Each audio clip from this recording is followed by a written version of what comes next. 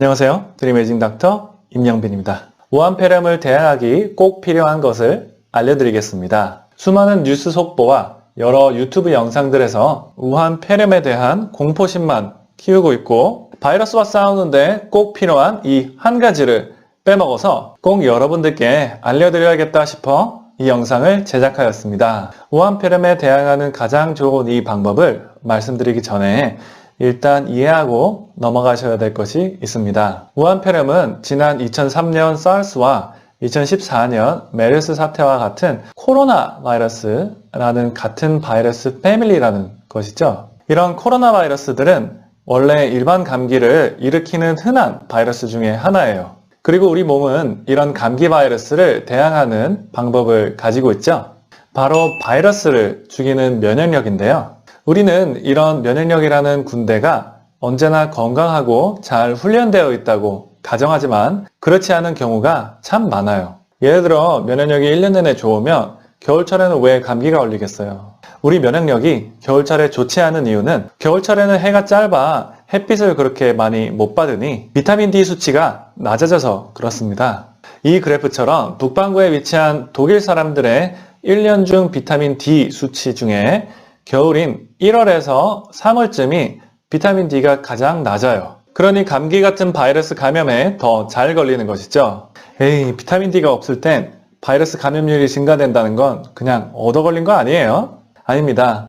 비타민 D가 수많은 면역세포와 협력하여 이런 면역세포들을 제대로 훈련시켜 막강한 군대로 만들어준다는 연구 결과가 참 많습니다. 특별히 코로나 바이러스가 갖고 있는 두꺼운 껍데기는 카탈리사이린이라는 미사일로 파괴가 가능한데요. 바로 이걸 비타민 D가 생성을 하게 도와줍니다. 그리고 전염병학적으로 볼 때 비타민 D가 가장 적은 지역들을 보시면 1등, 2등은 바로 중동 지역과 중국입니다. 딱 2014년 메르스와 2003년 사스의 본고장이 왜 이 지역인지 아시겠죠? 그래서 지난 12월에 변종된 바이러스가 비타민 D가 낮고 면역력이 낮은 우한시 주민들에게 딱 달라붙어서 인간들을 감염하는 방법을 터득한 것입니다. 그러니 우한폐렴을 대항하기 꼭 필요한 것은 비타민 D입니다.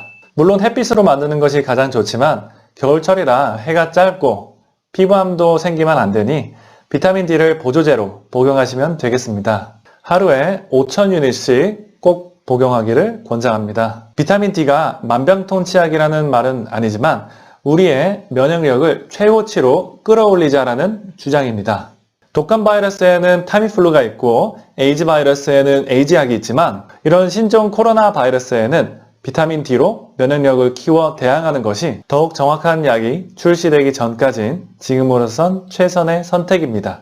물론 비누로 20초 이상 손을 잘 씻고 코나 입 만지지 말고 마스크 착용하시고 되도록이면 아픈 사람이 많은 공공장소는 피하는 것이 기본인 거 아시죠? 우한폐렴과 같은 전 세계 건강을 위협하는 질병일수록 단합하여 맞서 싸워야 한다고 생각합니다.